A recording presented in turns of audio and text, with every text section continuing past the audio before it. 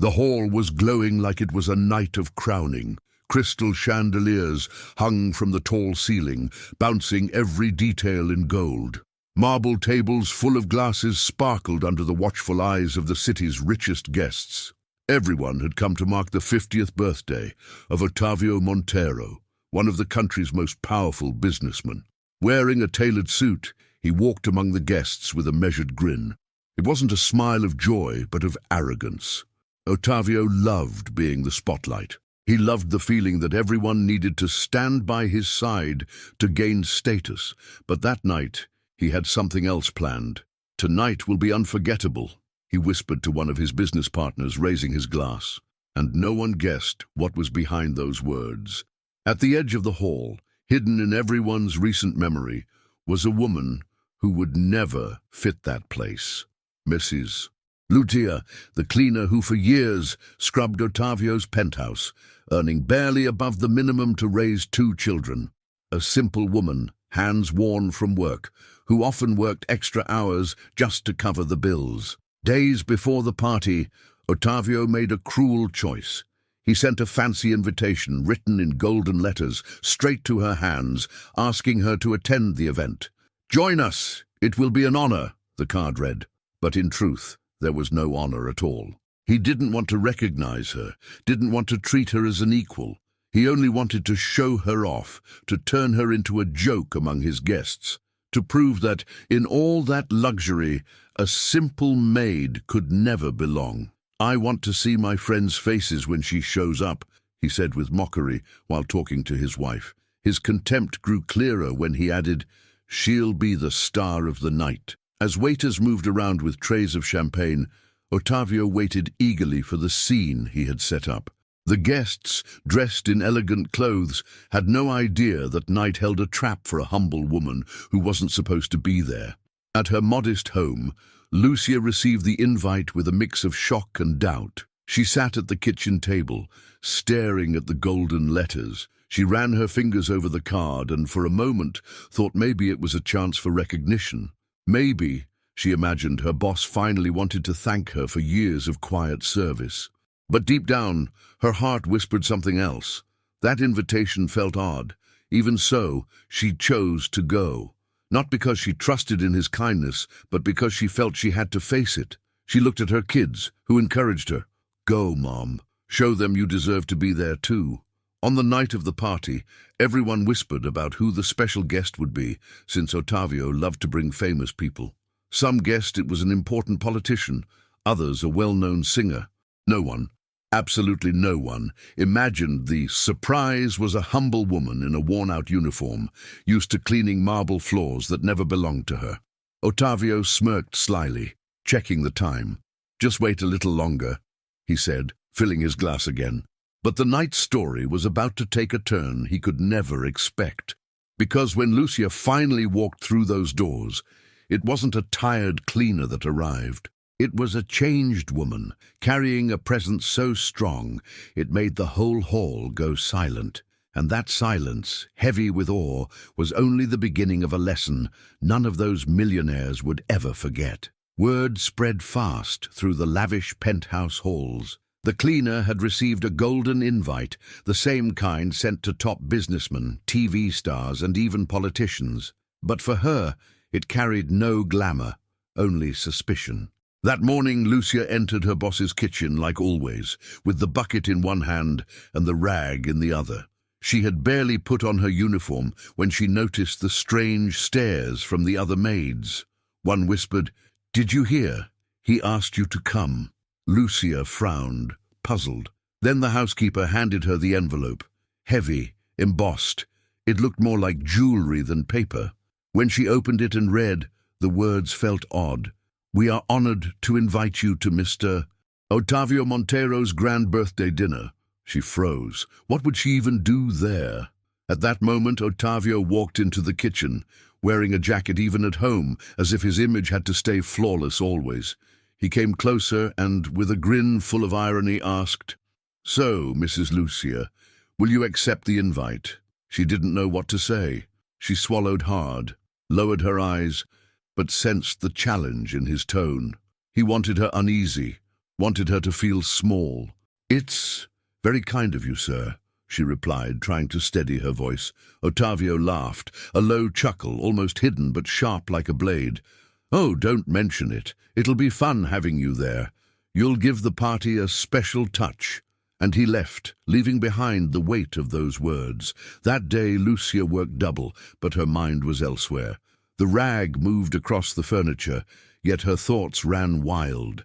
She remembered all the times she had been invisible in that house. From every dawn when she came to clean the leftovers of parties like this, picking up broken glasses and dirty napkins while they slept peacefully in their rooms. Now, for the first time, she would have the chance to step in as a guest. But deep down, she knew it was a setup. At night, sitting at the small kitchen table in her house, she stared at the invite 1, 2, 10 times. The kids watched quietly. The youngest asked, "Mom, why did the boss call you?" She took a deep breath, fixing her hair tied in a rushed bun. "Maybe he wants to see me stumble." The oldest, already a teen, held her hand. "Then show him you don't stumble. Show him you're stronger than you think." Those words hit her hard. For the first time, Lucia thought she could turn mockery into chance. In the penthouse, meanwhile, Ottavio plotted the scene with his buddies. "She'll show up in flip-flops, I bet." One of them laughed out loud. "Hope she wears her uniform." Another added, "That'll be the funniest joke of the night." Ottavio just lifted his glass and toasted, "It's going to be unforgettable." The invite wasn't just a tease. It was the mirror of the arrogance of a man who believed he stood untouchable at the top of the world. He never imagined a simple maid could surprise him. To him, life was split into two groups, the ones who order and the ones who serve. But Lucia, alone in her small room, started to feel something new. A heat in her chest, a strength that didn't come from clothes or looks, but from the dignity she carried quietly. She knew that if she accepted the invite, she'd have to face stares, laughs, and scorn. But she also knew this could be the moment to prove, to herself and to everyone, that no one is too small to stand anywhere. In the days after, the topic turned into whispers among building staff, in bakeries, even in the neighborhood beauty salon. "Are you really going?" they asked. And she answered with a mysterious smile, "I am." With each reply, curiosity grew stronger. How could a humble woman face a hall full of millionaires who had never once seen her? While Ottavio sharpened his pride with schemes of humiliation, Lucia sharpened her courage. She didn't own wealth, but she had something none of them did, a story built with fight, sweat, and honor. And that, on that night, would be worth more than any designer dress. The house was still when Lucia pressed the invite against the cold kitchen tile. The clock ticked too loud, like each second was a step into a place she wasn't sure she belonged. The smell of bleach still lingered. On the line, her kids' shirts swayed near the window. Late afternoon wind, sky heavy with clouds, promises of rain, and that golden piece of paper glowing like bait. She ran her finger over the letters slowly. "We are honored to invite you." Honor. What a strange word to read, with hands marked by harsh cleaners. Honor. For so many years, no one had used that word for her. "Mom, are you okay?" the youngest asked, peeking from the bedroom door. "I'm fine, love. Just thinking." "Thinking if you'll go?" he pushed, with the curiosity of someone wishing life would switch channels. Lucia gave a half-smile that fooled no one. Inside, her stomach was a knot. She feared being a joke, feared the laugh that doesn't end when you turn away, feared the kind of shame that never shows in photos, but keeps echoing in your head for years. She sat down, remembered a night long ago in that same marble penthouse, when one of Ottavio's guests threw a coat at her like tossing a rag on a chair. "Put it in the right place, okay?" "No, please, no thank you." Just the certainty she was nothing but moving service. That day, Lucia promised herself she'd never forget that feeling. Not to hold anger, but to hold strength. She grabbed an old notebook, its cover scratched all over. She wrote, "Why should I go? Why shouldn't I go?" On the shouldn't side, the answers came fast. "They'll laugh, they'll look down, you'll feel like a fish in the desert." On the should side, it took longer, until words began to appear. Because I exist, because I keep this house, because I deserve to see, because I owe nothing, because I am not invisible. She shut the notebook, breathed, heard the boys playing in the hall, real life always calling. Next day, she went down to buy bread. At the bakery counter, the radio played low, and the clerk, who had known Lucia for years, said, "Heard you were invited to a fancy party. Is it true, Lucia?" "Yes, it's true." "And you're going?" Lucia paused a second before replying, because sometimes when you say it out loud, the choice gains weight. "I'm going." The clerk smiled, a smile free of judgment. "Then go as you are, whole." On her way back home, Lucia ran into Mrs. Elzira, the neighbor from 302, sitting by her door, hand-stitching the hem of a dress. The needle moved up and down calmly. Mrs. Elzira had eyes that had seen a lot and learned not to waste words. "I heard about it," said the neighbor, barely lifting her head. "Rich folks love a stage. They bring us to stare and measure." "I know," answered Lucia. "That's why I was thinking of not going." The needle stopped. Mrs. Elzira lifted her eyes. "Sometimes we don't go because we fear the carpet. We think someone else's floor won't take our step, but floor is floor, Lucia. If you walk on it, it's yours too." Lucia stayed quiet for a while. The neighbor went on, "There will be people there who only know the scent of fancy perfume. You know the smell of a clean home that holds a family. Some people have money. You have a story. If you go, take it whole." Lucia felt the advice slip in like wind through the window. It wasn't a push. It was a hand on her back, the kind that warms. Later, while scrubbing the balcony, she recalled another old scene. A manager once asked her to use the service elevator so guests wouldn't feel awkward. The phrase, polished on the outside, was dirty inside. That night, Lucia laid her head on the pillow and cried quietly so the boys wouldn't wake. Not out of shame of herself, but out of the weariness of the small cuts wrapped in politeness. "Never again," she whispered now, alone on the balcony. "Never again will I shrink my shoulders." At night, she opened the closet. What was there? Uniforms, 2 worn jeans, 3 blouses that matched with nothing, 1 coat for cold days, and a navy dress she wore to church. She brushed the dress with her hand. Simple, decent. But it wasn't about clothes, it was about stance, about the way to walk in, to move, to look. Still, fear came back, stubborn. What if they laugh? What if they whisper? What if someone asks you to fetch something thinking you're staff? Fear is a painter of excess. It sketches whole scenes with strokes that turn any room into a maze. She grabbed the notebook again, wrote 3 short lines like rules before a fight. Straight back, eyes that know their own worth, silence as shield. She closed it, took a step, reached the wooden box at the top of the closet. Inside, her mother's keepsakes, an old brooch, a hair ribbon, a faded photo. The brooch had a tiny stone, worth nothing in gold, but shining with the glow of what passes through generations. Lucia took it and smiled like finding a password. "Mom, stay with me." Next day, she spoke with a neighbor, Jandira, who sometimes fixed the residents' hair on the side to earn extra. Jandira met her at the gate, laughing as always. "Girl, they told me you're stepping on a soap opera carpet." "I'll step on my own carpet," answered Lucia, not laughing but kind. "Can you see me tomorrow? Something plain but steady." "Sure, I'll bring my things. You won't know your own mirror." Lucia thanked her, but inside she knew. She didn't want to look like someone else. She wanted to look like herself at her best. Not an imitation of the rich, not a costume. Just clarity, neatness, elegance of someone who honors her own story. On the way home, she passed a thrift shop. In the window, a black dress, the kind that doesn't ask permission. She walked in. The clerk came over to help. Lucia touched the fabric, saw the price, did the math mothers do when the month still has too many days left. She calmly put it back. Beautiful, but not today. On the street, a bus rolled by, kicking up dust. Lucia smiled, because she understood something. That dress wasn't the answer. The answer was to look at herself with the same care she gave to other people's houses, to polish what was hers already, to press her courage, to iron her posture.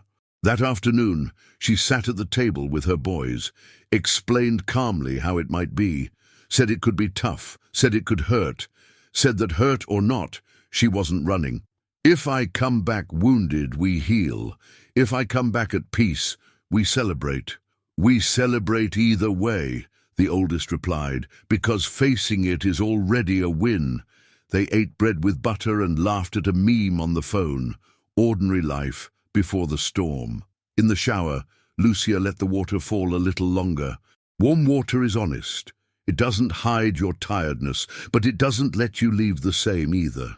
Eyes shut, she recalled words she once heard somewhere, maybe from a borrowed book, maybe a sermon, maybe a talk at the bus stop. Respect isn't begged for, it's held. She wouldn't ask for respect at that party. She'd carry it, like holding a full glass, without spilling. When night came, she opened another drawer, a pair of shoes she rarely wore, save for special times. Not designer. Clean, well kept. She wiped them, checked the soles, tried them on in the living room, took a few steps. Straight back, steady eyes, silence. She repeated softly, like a mantra. Rain finally fell, a good sound on the roof. Lucia leaned on the window, watching drops stitch the night. Somewhere in the city, Ottavio was likely toasting himself, rehearsing the speech, practicing the joke. Somewhere else, people like her were counting bills, booking doctor visits, waiting on a job, holding the world by the handle of a broom. This tension wasn't made up.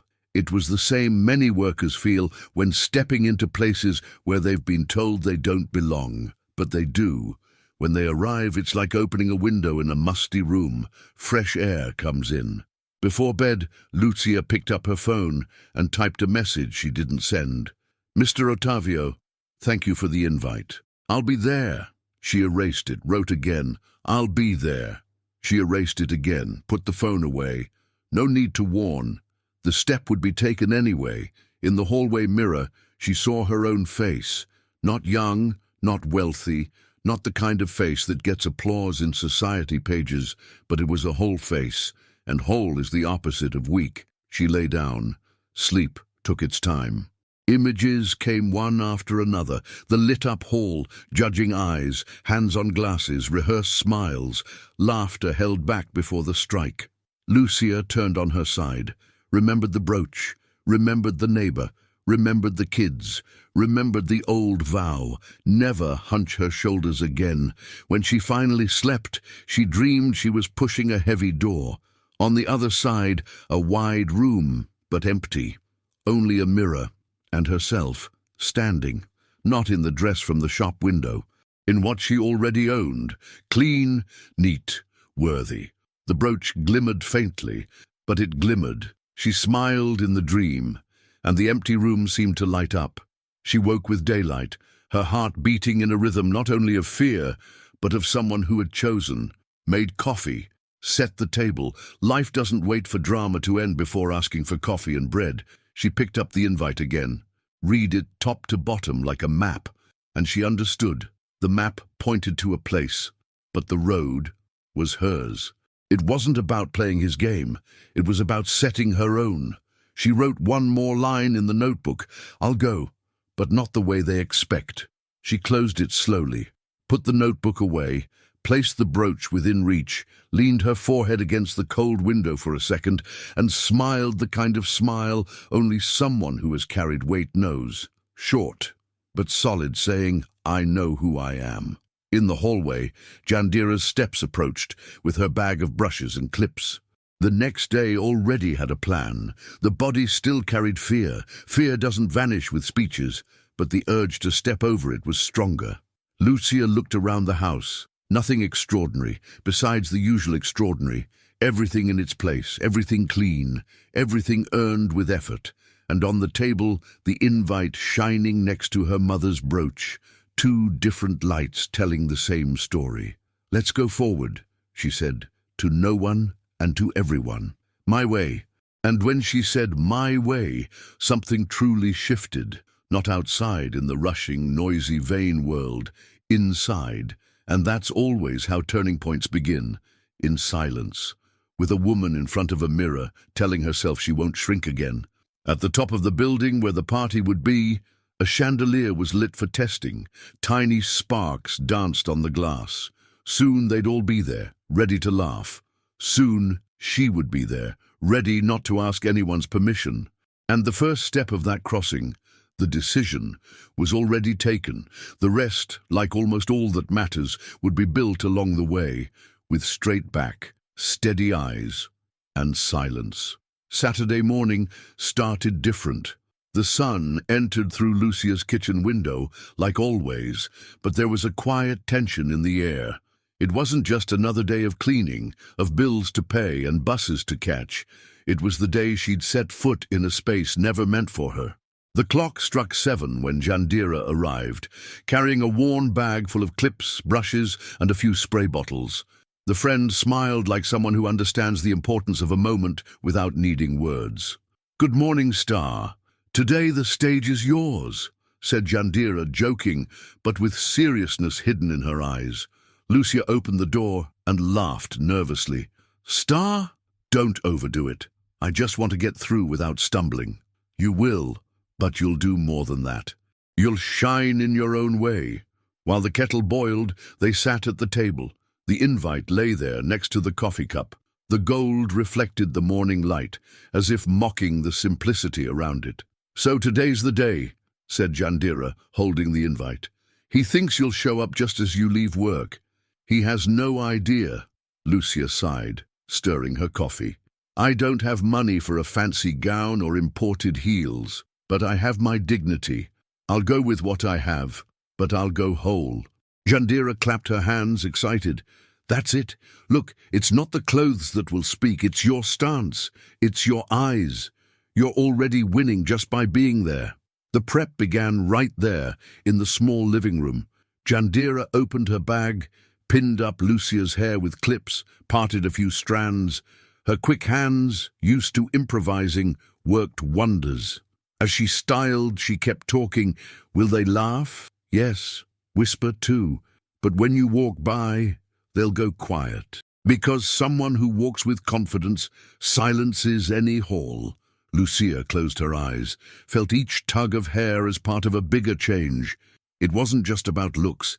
It was about readying the soul. In the bedroom, the navy dress was already ironed, hanging on the closet door. Simple but decent. Beside it, her mother's brooch, small but heavy with meaning. "That one?" Jandira asked, pointing. "Yes, that's mine. That one speaks for me." Jandira nodded. "Then done. You don't need to look like someone else. You just need to show up as who you've always been." The hours went by between hairstyles, chats, and silences full of meaning. By late afternoon, the kids came into the room and stopped, staring in awe. The youngest widened his eyes. "Mom, you look like a queen." Lucia smiled and adjusted the brooch on her chest. "Not a queen, just myself, the right way." Meanwhile, across the city, the hotel hall was already set. Red carpet rolled out, waiters practicing the order of service, classical music playing through the speakers. Guests began arriving in imported cars, evening gowns, sparkling jewelry. Ottavio moved through the lobby, greeting everyone with the air of owning it all. "Tonight will be unforgettable," he repeated, sure his joke would be the highlight of the evening. He told a group of friends, "You have no idea what's coming. I've prepared a surprise no one expects." They laughed, partners in a cruelty dressed as humor. By 7 o'clock, Lucia was ready. She looked in the small hallway mirror, hair pinned neatly, the simple dress aligned, the brooch shining softly. Nothing overdone, just truth. She grabbed her modest purse, slipped inside a scarf, her phone, and her courage. The kids walked her to the gate. "Mom, walk in with your head high," said the older one. "No one there is better than you." She kissed them both and got into the ride she had ordered. Her heart pounded like a battle drum. At each corner, fear tried to return, but she recalled the 3 rules in her notebook. Straight back, steady eyes, silence. As the car neared the hotel, the lights caught attention from blocks away. So many they seemed to announce a show, and in a way, it was. The driver stopped at the red carpet. Dozens of onlookers watched the guests arriving. Lucia took a deep breath. The doorman opened the door, and for a second she hesitated. Then she remembered her neighbor's words. "Floor is floor. If you step, it's yours too." She set her foot down. The sound of flashes burst in the air, confusing her for a moment. Photographers were used to shooting anyone stepping out, but when they saw who it was, some lowered their cameras, surprised. Lucia didn't flinch. She adjusted the brooch, lifted her chin, and walked. Each step cut through the silence. The guests, expecting another designer gown, saw an ordinary woman, but with a presence no brand could ever buy. Inside the hall, Ottavio raised his brows at her arrival. He hadn't expected that. Instead of the awkward figure he planned to mock, there was a woman steady, upright, turning simplicity into greatness. Some guests began whispering, "Who is she?" "I don't know." "Looks important." And that was the point. She looked important. Not for what she wore, but for how she carried herself. In that moment, without realizing, Lucia had already shifted the night's direction. Each doubtful glance was proof the game was turning. The hotel lobby looked like a set for a movie about power. Marble columns, white lily arrangements, red carpet rolled like a selective promise. Outside, luxury cars lined up. Inside, guests showed rehearsed smiles and handshakes that felt like contracts. A string quartet played a soft adagio, and the photo crew set themselves for the next magazine shot. When the revolving door turned, Lucia appeared. The doorman announced plainly, "Guest, Mrs. Lucia." His voice wasn't loud, but it seemed to slice through the hall. Some eyes lifted out of reflex, others out of habit to watch arrivals. Conversations didn't stop at once, but faded, like a flame losing air. The first reaction was silent surprise. They expected anything. Except that. Lucia paused to adjust the brooch on her chest. The move was small, but showed she was whole. She had no gown that screamed, no heels begging to climb over anyone. She had steady presence, a straight back, measured steps. She walked the carpet like someone who learned to tread rough floors without apologizing for being there. "Who is she?" whispered a woman, clutching her purse. "Don't know," answered her friend, scanning Lucia up and down. But she walked in like she owned the hall. The master of ceremonies glanced at the receptionist, seeking confirmation of the list. The receptionist flipped quickly through the stapled pages. "Name?" asked in a neutral tone. "Lucia," she answered firmly. "The invite was sent to my home." The receptionist spotted the name, underlined with blue pen, maybe marked by an assistant to remember the surprise. She exhaled, lighter. "Found it. Welcome, Mrs. Lucia." "Mrs., not worker." The right title cracked the first gap in the invisible wall. A photographer moved closer by instinct, finger ready on the trigger. It wasn't the outfit that drew him, it was the living contrast. Plainness that didn't bend before luxury. The flash popped, another followed, and without knowing, Lucia began to fill frames that in that place were usually reserved for long surnames and polished smiles.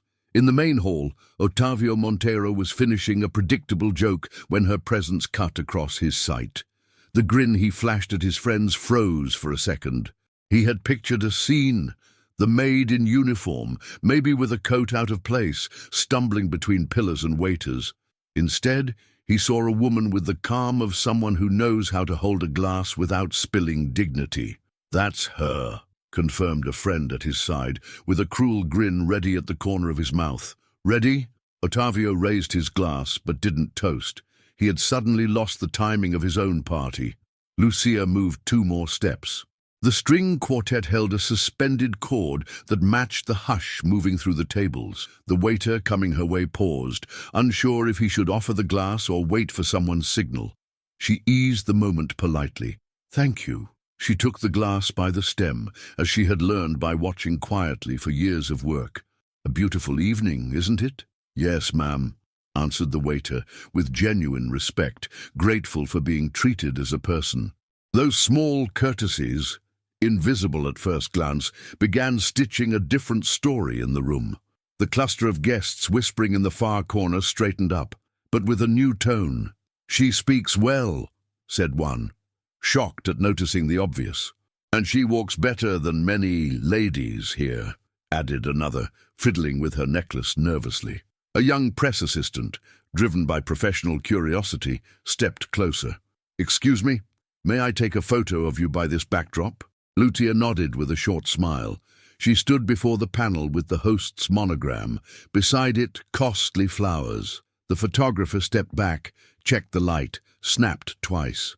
She didn't force a pose or seek an angle. She offered what she had, presence and calm. "Thank you," he said, sincere, like someone grateful for a picture worth more than a side note. On the way to the main hall, a hostess stepped in front of Lucia, pointing discreetly toward a side hall. The staff usually uses the service elevator, ma'am. It wasn't a question, but a social habit." Lucia looked at her with kindness that didn't bend. "I'm a guest. My way in is here." The hostess flushed red, took a breath, and let her pass without pressing further.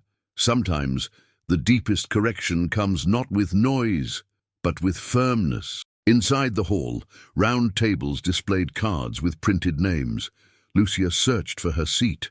An older lady, refined, noticed her glance and tapped the chair beside. "Is this it?" "Lucia," she read aloud, smiling. "I'm glad to sit next to someone who walked in with such class." "Thank you," replied Lucia, pulling out the chair carefully so as not to scrape the floor. "Good evening. Good evening. I'm Amelia." The woman offered her hand. "Don't mind the stretched necks. That's just hunger for novelty. Hunger for novelty."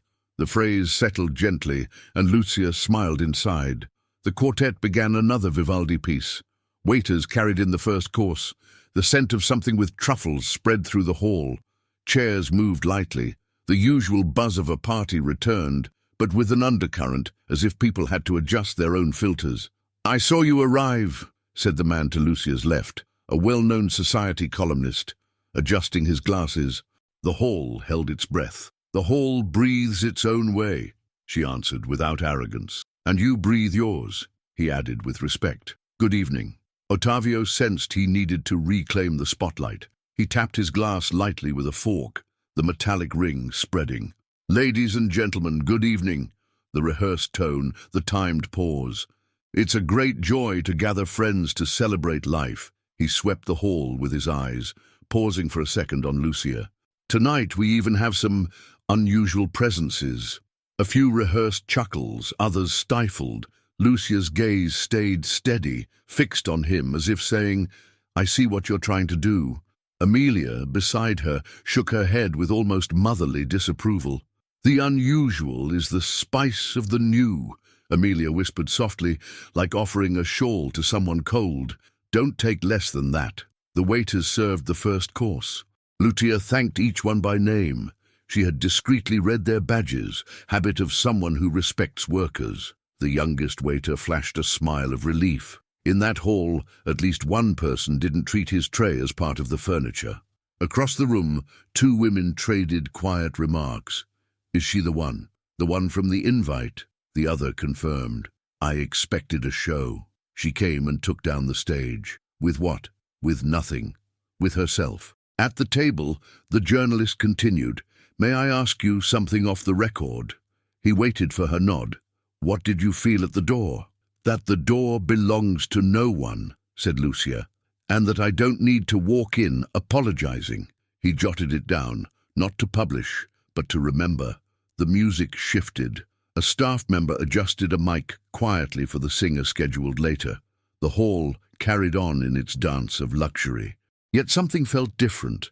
A quiet focus trailed wherever Lucia moved, not from raw curiosity, but from unease. It was hard to place her into the box of the host's entertainment. A young woman in a green dress, daughter of an industrialist, came shyly forward. "Sorry to interrupt. I liked your brooch." Lucia touched it gently. "It was my mother's. It has a true shine," the girl offered, searching for words that wouldn't sound patronizing. "It only reminds me who I am," said Lucia, without preaching, and the girl nodded. touched by a truth no display case could hold. Ottavio moved between tables, tossing remarks meant to steer the crowd back to what he knew best, praising himself. With each step, though, his script unraveled, as if someone had swapped the lines without telling the star. What was meant as a joke of power turned into a mirror, and not everyone liked what they saw. At the bar, an executive muttered, "What bothers me is she's not asking for approval." "That bothers us because we're used to being the stamp," his friend replied, stirring the ice in his glass, "and she came with her own papers." Near the stage, the master of ceremonies checked the order of speeches. An event planner, maybe the same one from the front desk, approached Lucia carefully. "Mrs. Lucia, excuse me, is your seat comfortable? Do you need anything?" "It's perfect. Thank you for asking." A simple thanks, returning humanity to a job usually unseen. The lights dimmed slightly for the first tribute of the evening. A video rolled with pictures of a younger Ottavio. Sentimental soundtrack, openings, framed headlines. While guests watched, some faces tried to return to the planned script. Others, though, stayed unsettled. Why did a woman they didn't know take up, without noise, so much space inside them? When the video ended, applause. Ottavio took back the microphone. "To all who are part of my journey, my deepest thanks. To those who serve, to those who lead, to those who walk with me. Serve." The word dropped with an old weight. Lucia held her glass firmly, showing no reaction. Amelia, the lady beside her, whispered almost like advice, "Words don't set places. The one who carries them does." "I know," Lucia replied softly, "and I'm in mine." Another photographer risked a shot, not for show, but to capture the rare meeting of light and poise. Lucia wasn't seeking the lens, and for that very reason, it seemed to find her. The first course ended. Slowly, the talk shifted. Someone mentioned the charity they funded. Another spoke of the book they were reading. A third shared news of a newborn grandchild. The night caught its breath again. Underneath, though, a layer had settled that wouldn't fade easily. The sense that this woman didn't fit the part they had written for her. Before the next dish, a small pause. A waiter dropped a napkin while passing. By reflex, Lucia bent to grab it. Years of habit. She stopped midway, smiled at herself and leaned back. The waiter, surprised, thanked her with his eyes for not being turned into staff even there. "Old habits," she murmured, amused. "New places," Amelia answered in support. Ottavio, a few meters away, calculated new moves. For him, the game was never about people. It was about control. But that night, something slipped through his hands. The story wouldn't obey. The hall, which had so often followed his lead with applause, began looking another way. And while chandeliers burned, the quartet tuned, and the chatter flowed again, one certainty spread like a quiet fragrance. Lucia's arrival wasn't an accident. It was an event. Not for the clothes, not for a family name, not for the cameras, but for the way she took her place, without asking, without raising her voice, without giving up a drop of her worth. That's how the night found its new center, even if no one admitted it right away. The act the host had planned lost its punch before it even began. In its place, a story pushed to be born. And like all real stories, it started with the look of someone who enters and doesn't bow. The hall was no longer the same. Minutes earlier, it was filled with easy laughs and chatter about million-dollar deals. Now, a restless curiosity hung in the air. All eyes stayed on Lucia, trying to figure out who was this woman who, with so little, had shifted the mood of the night. Ottavio, however, refused to lose the spotlight. The party was his, the story was his, and no one, least of all a maid, could steal the glow of the night, built to glorify him. He tapped the spoon lightly against his glass, calling for attention.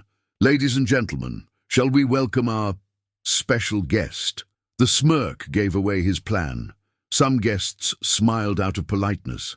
Others stayed serious, waiting to see what came next. Ottavio motioned for her to come to the main table. "Mrs. Lucia, come here." She walked slowly, every step measured. No rush, no hesitation. She reached the table and stood facing him. Their eyes locked, one filled with arrogance, the other steady with dignity. "You worked many years with me, didn't you?" he asked, loud enough for all to hear. "Yes," she answered calmly.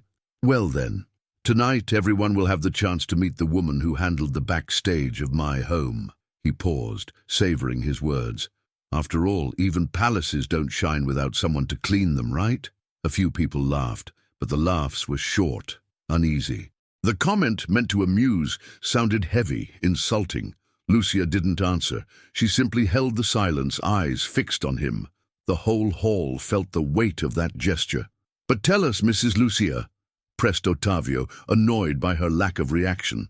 "How does it feel to be here, surrounded by people so different from you?"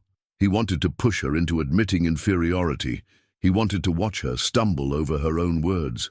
Lucia drew a deep breath. Her voice came out calm but steady. "I feel at home wherever there is respect." The silence was instant. Many guests glanced at each other. The simple, direct answer tore his provocation apart. Ottavio gripped his glass tightly. His plan wasn't working. He needed to go further. "Then how about a toast with us?" he said, signaling the waiter. "Bring the finest champagne." The waiter poured her a glass. Ottavio raised his own, staring straight at her. "To the maid, dressed tonight as a guest." "What a scene, isn't it?" He expected laughter, but once again the hall split. Some forced smiles, others frowned. His mockery failed to land. Lucia lifted her glass too. "To the maids," she said clearly, "because without them, none of this would be clean today." This time, the hush broke with a few timid claps, from hotel staff mostly watching from a distance. It was as if, for the first time, someone had spoken for those always invisible. Ottavio sensed the shift and grew irritated. He tried another trap. "Tell us, Mrs. Lucia, what would you most like to have if you could choose?" It was bait. He hoped she'd ask for something small, something material, to underline her need. But she answered without pause. "I'd like my children never to have to bow their heads to anyone." The whole room froze. The words hit like lightning. No request for jewels, cars, or luxury, only dignity, only truth. One guest, a businessman used to speeches, nodded in approval. Others began whispering in a different tone, no longer mockery, but respect. Ottavio felt control slipping through his hands. He had to turn it back. "Very touching. But tell me, do you know how to use all these utensils?" He pointed at the crowded table, hoping for a laugh. Some chuckled. He thought he had found his opening, but Lucia simply glanced at the table, picked up the plain fork in front of her and replied, "With this one, I eat every day. It's enough." The laughter died.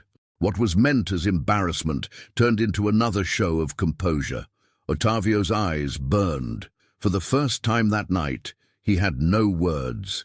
He was facing a woman who, without shouting, without losing her cool, dismantled every trap with simple replies. The guests began to see her differently, no longer as an outsider, but as someone present by her own right, carrying a weight that needed no approval. And the millionaire, cornered, realized the party he had planned to humiliate her was turning into a silent lesson in respect. The hall felt suspended in time. The music still played, but no one listened. The chandeliers still shone, but the light no longer rested on Ottavio, the man who once commanded every gaze. Now the attention was on the woman, walking calmly among the tables, as if the space had always been hers. Lucia held the champagne glass naturally, without showing off. There was no visible nervousness in her movements.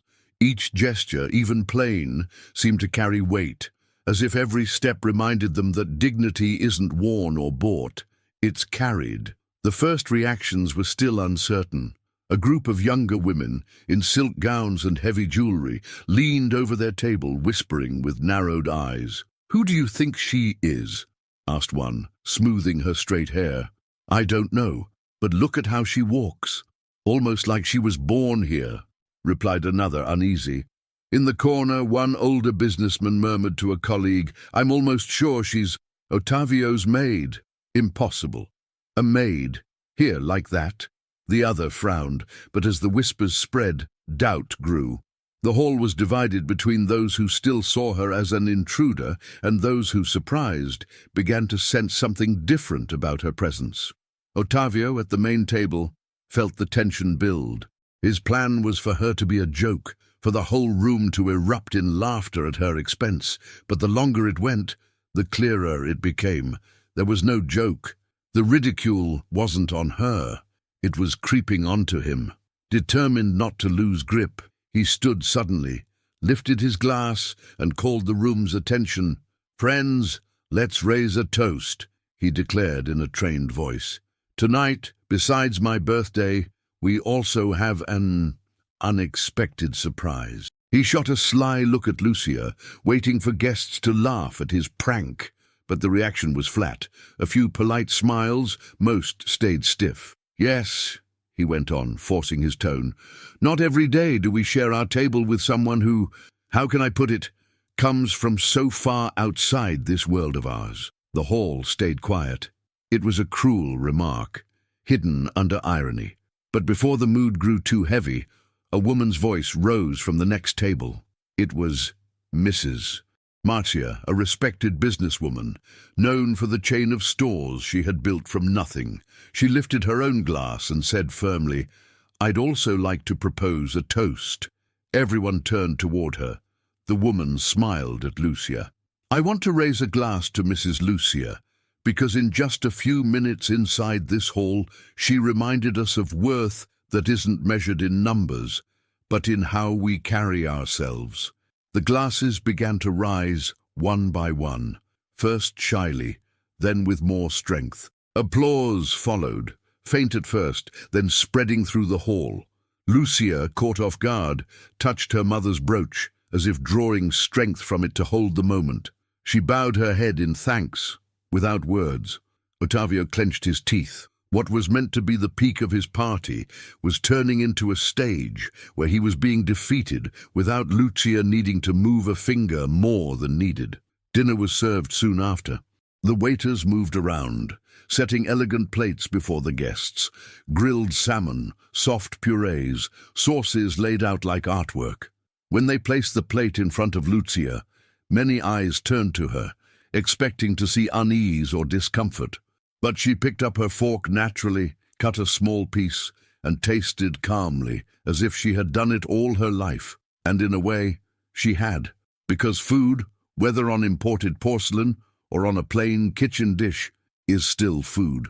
And those who know the harshness of hunger learn to value any meal without fear. A famous actor, seated across from her, started a conversation.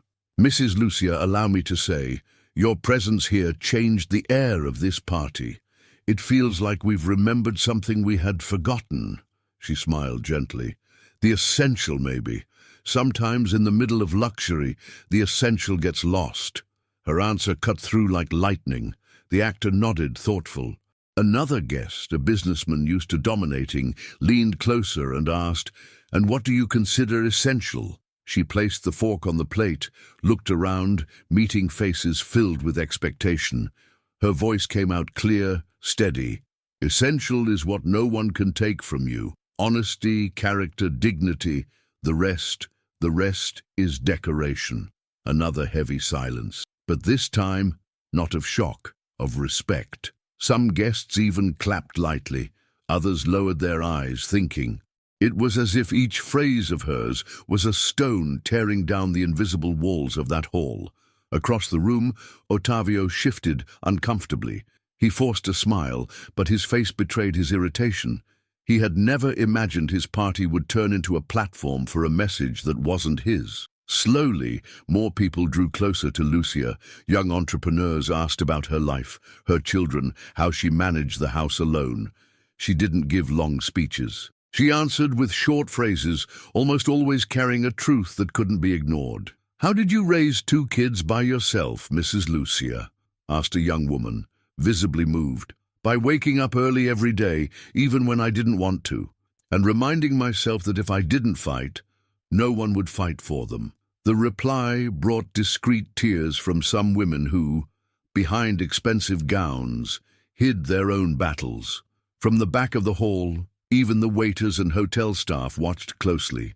One of them, while serving a table, whispered to a colleague, "She speaks like she speaks for us." And that's exactly what was happening. For the first time, the invisible ones at the party felt represented. Then suddenly, a well-known politician stood with his glass, trying to reclaim the spotlight. Friends, what a rare evening. I want to recognize here that this woman's presence gave us back something we had lost, the memory of where we came from. His words echoed through the hall, followed by stronger applause, this time without hesitation. Ottavio, pale, emptied his own glass in one gulp. He had no idea how to take control back. Everything he had planned was falling apart. His attempt to mock was slowly turning into everyone's recognition of the very one he had despised. And Lucia, without effort, just by being who she always was, had won what no one in that room could buy: true respect.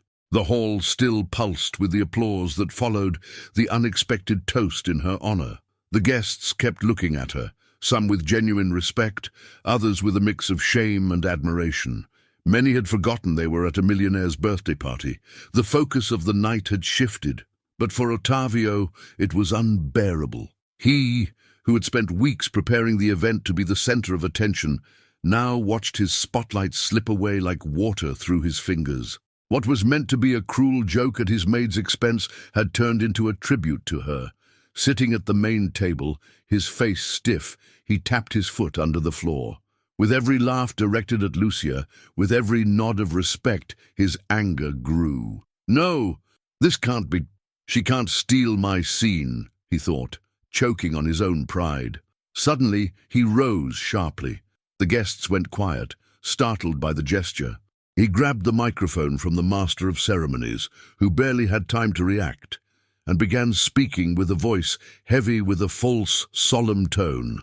"Ladies and gentlemen, I see many are impressed with the presence of my guest. But let's put things in perspective." He paused, staring at Lucia like throwing a dart. "After all, let's not forget who's who here." Some guests were already shifting in their seats, sensing where it was heading. "This woman you applauded so eagerly is nothing more than an employee. Yes, that's right, the maid from my house."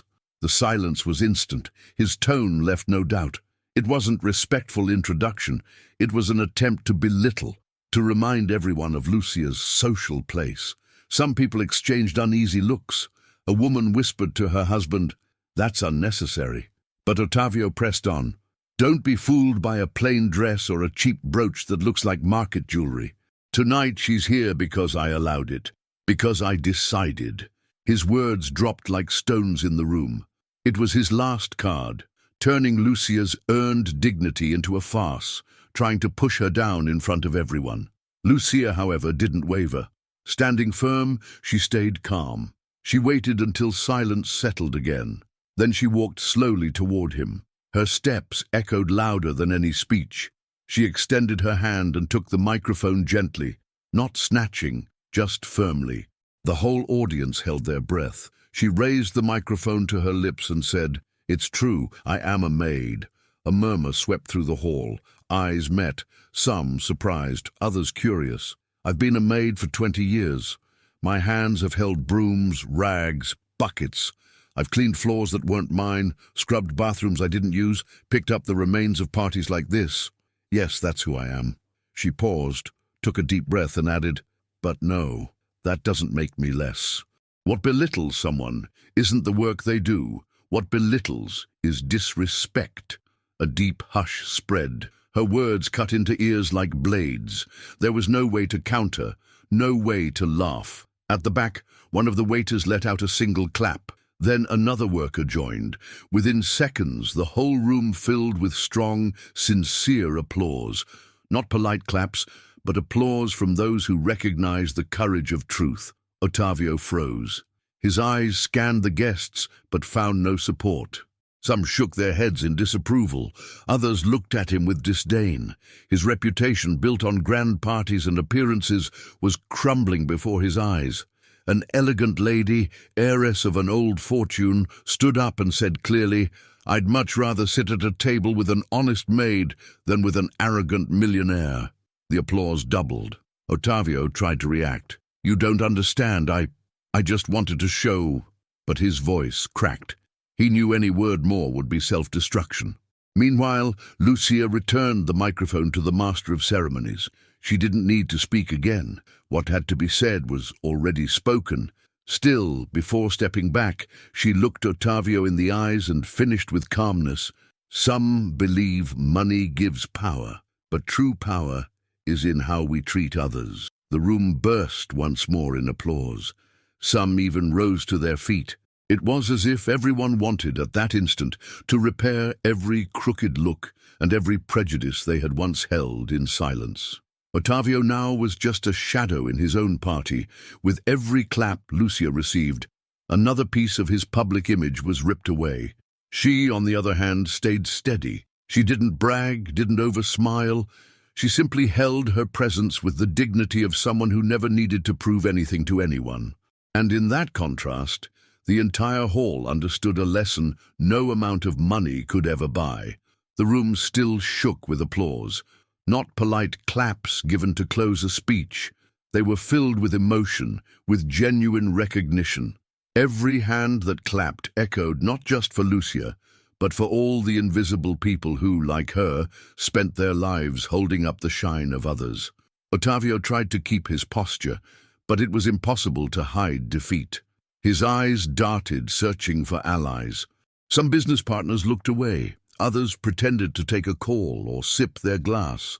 None wanted to be tied to his arrogance after the lesson he had just received. Lucia, meanwhile, stood tall, breathing deeply. She didn't grin too much, didn't boast. She simply received the applause with serenity, as if knowing it wasn't about vanity, but about dignity. A guest came first, the same businesswoman who had started the toast. She held Lucia's hand firmly. "You represent me more than many I've ever sat with." Soon after, others gathered. The famous actor asked for a photo with her. A young journalist scribbled down every line she had spoken, convinced that this was the real headline of the evening. "Forget Ottavio's business," she muttered to herself. "The story is her." Even the waiters quietly smiled each time they passed nearby. It felt like a new wind had taken over the hall. Meanwhile, Ottavio stayed isolated at the main table, watching his own party slip through his hands. People no longer cared about him, his toasts, his speeches. The center of the night had shifted. Feeling pressured, he stood and tried once more to get closer.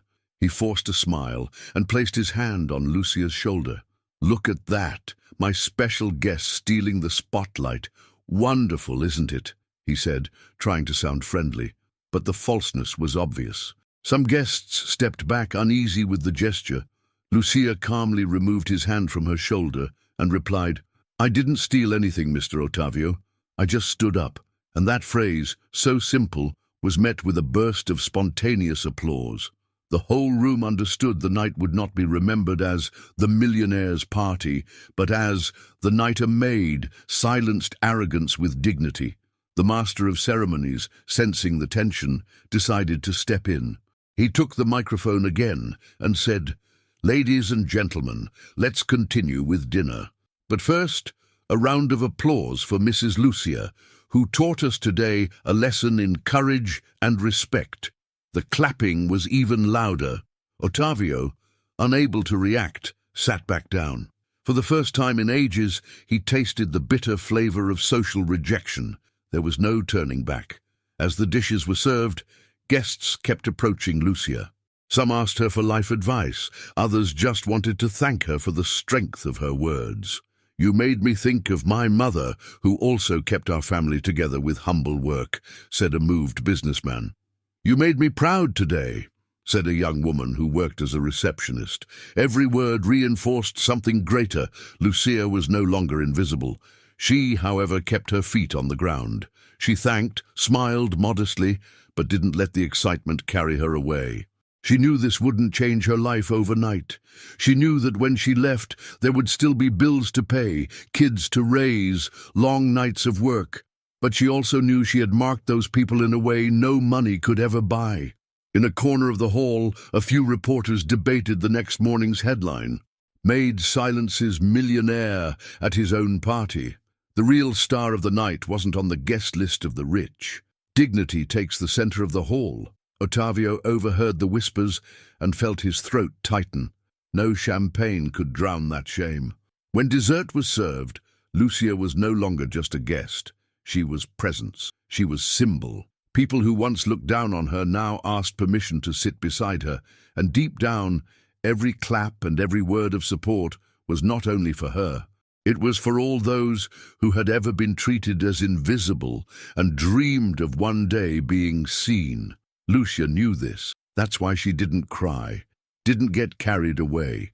She only kept the same steady gaze, the same upright stance, the same silence that had become her strongest weapon that night. When the lights began to dim and the party neared its end, many said goodbye to her before even seeking the host.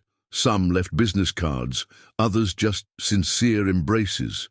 Ottavio, on the other hand, was left alone at the main table, surrounded by empty glasses and a loneliness he had never known.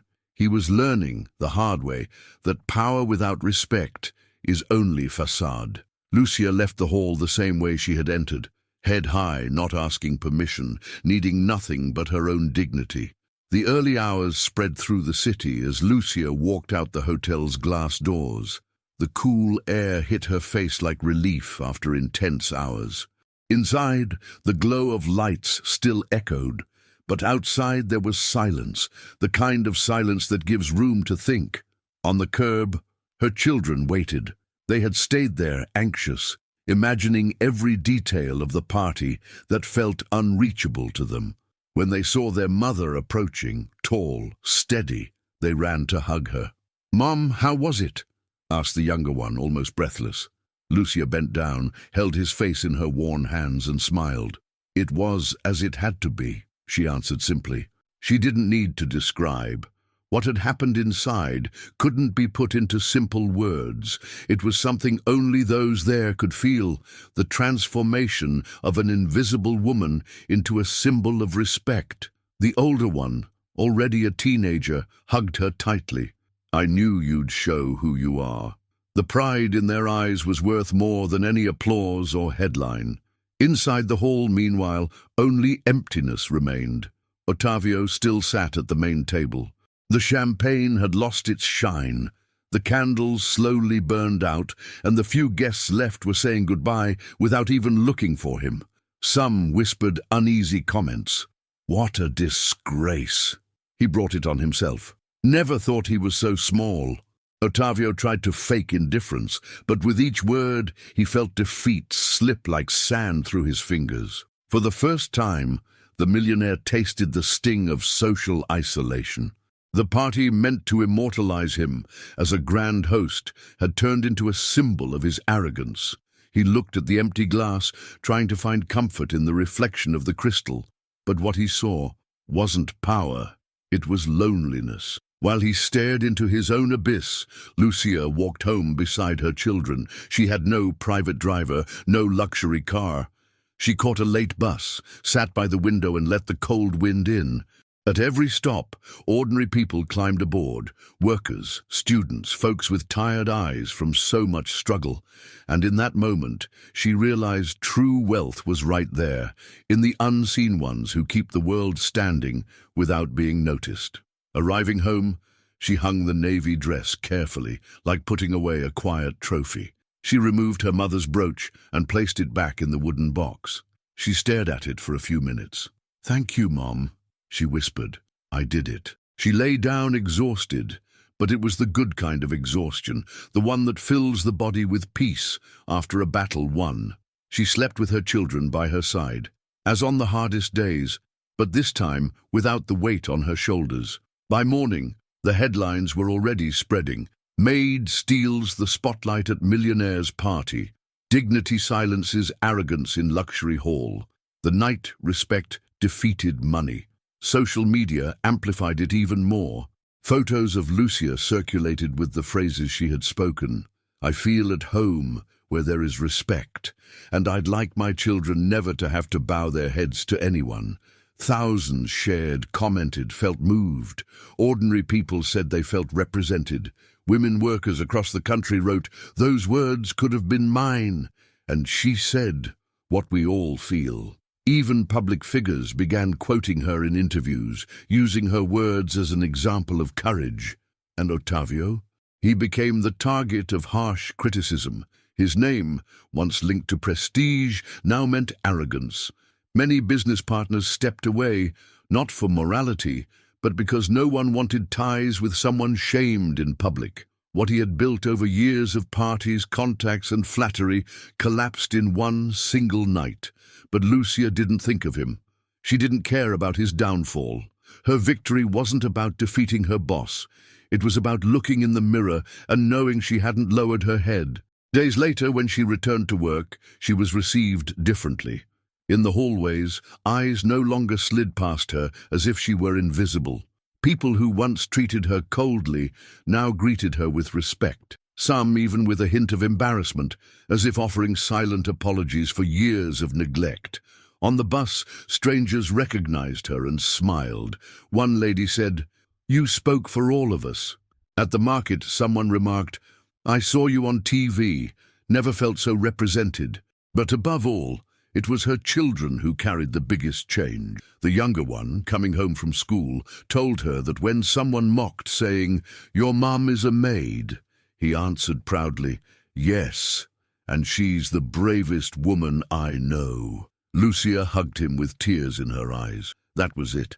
That was exactly what she wanted, that they grow without shame, without fear, with pride in their own story. One afternoon she was visited by Mrs. Alzira, the wise neighbor. They sat at the doorway sipping brewed coffee. "Girl, did you see where you reached?" said Alzira.